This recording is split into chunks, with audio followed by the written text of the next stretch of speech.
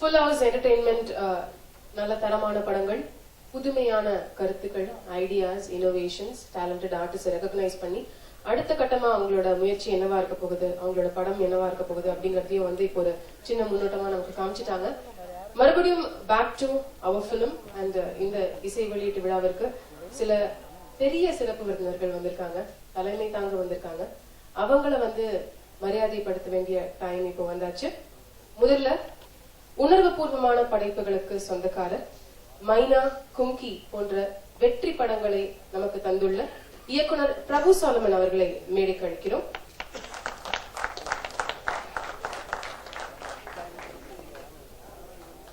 May I request Mr. Jason to please hand over the bouquet to Director Prabhu Solomon.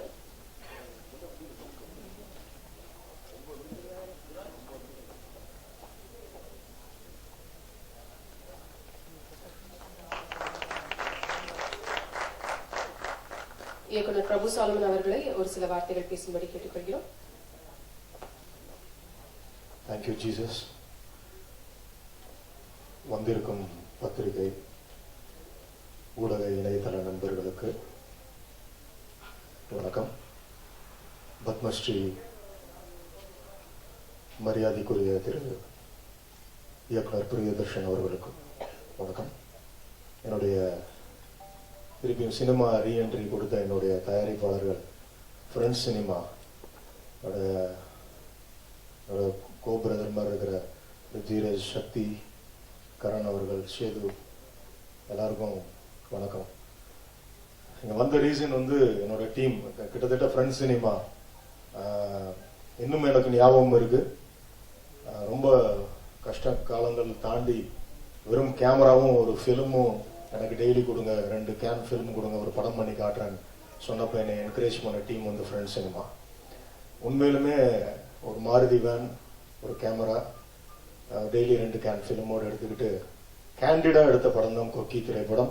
So இந்த மாதிரி புது விஷயங்களுக்கு encourage பண்ற டீம்ல ஒருத்தர் இருந்தார் திரு சேதுபாய். அப்புறம் மைனா திரைப்படம், உண்மையிலுமே சேதுபாய் பயங்கர டெவலப்மெண்ட், இதில் நல்ல growth இருக்கு அவர்கிட்ட, நல்லா நடிச்சிருக்காரு. அப்புறம் இந்த இன்னைக்கு விழா நாயகன் திரு மணிகாந்த் கத்திரி அவர்கள், அவங்க அப்பா ஒரு பெரிய சாக்ஸ்போன் பிளேயர்.